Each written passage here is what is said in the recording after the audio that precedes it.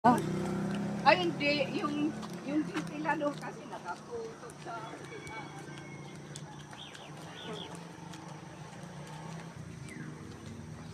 Inuho na namin yung tatay namin sinipon. Naligo kasi nalalangan. Eh, sabi ko, kasi kung maligo ka, lagyan mo ng asin na tatlong ganti, ganun mo, tatlong ganun, isang dako.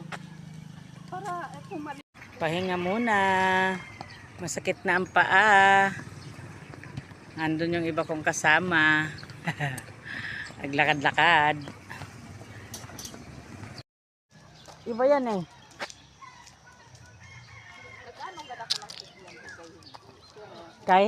Ang kukyam at saka Ah, hindi katulad ng ano. video yan.